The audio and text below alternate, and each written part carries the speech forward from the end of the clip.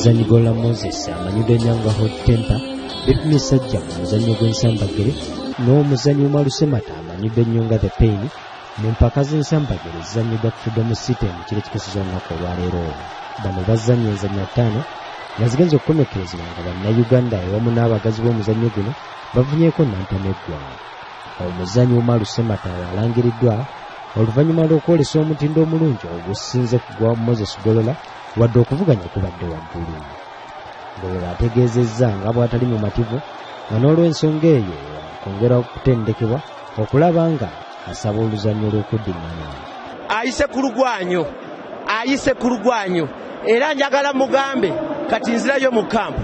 This is not a joking subject.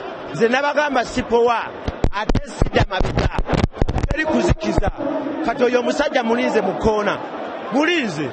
Mu kiseera kyekimu yeekwasizza nti rawundi ze bazannye zibadde ntono nnyo nga n'olw'ensonga eyo ku mulundi ogw'okuddingana asaba rawundi zino zongezebwemu. Toba nali bagambe tukubagane rawundi 15. Yes. Semata mukwogerako asiimye omutindo ogoleseddwa Golola kubanga abadde tekisuubira nti anaasukka rawundi ey'okusatu. Alhamdulillah kwebaza kwonna kuva eri Allah. Omusajja Golola more respect.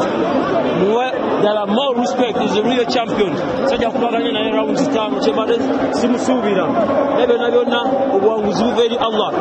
Omuzannyo gw'olunaku olwaleero gwetabiddwako abantu abawerako twogedeko nabo batuwadde ku ndowooza zaabwe. Era nga federation tw'abantu tugenze mu maaso. Semata is a man, Golola is a bull. Improvize nnyo. Eyo we are happy okulaba nga Golola atuuse ku level kubanga Semata akoze buli kyetakiza mu kickboxing to win Golola. Naye Golola ayimiridde ng'omusajja n'amalako round. Nnyo naye nga kyabulamu kyokka training ne bannayuganda tuleme okuwagira nga tuwagiza fitina, tuleme okugamba nti Golola tazannye, Golola azannye naye abulamu training n'omusajja gwazannye naye munene. Uye Omax okuva ekatwe ewava Omar Semata the champion.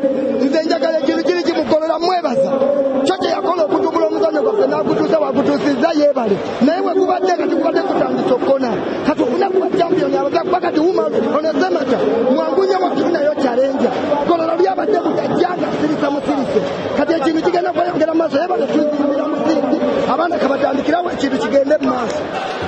16 zizannyiddwa nambaddemu n'abazannyi abavudde obweru w'eggwanga nga bagenza okuddayo ennyimba enkata oluvannyuma lwa bannayuganda okubasomesa omuzannyo. Amangu Kiggundu, BBS Terefalina, Agasirikale.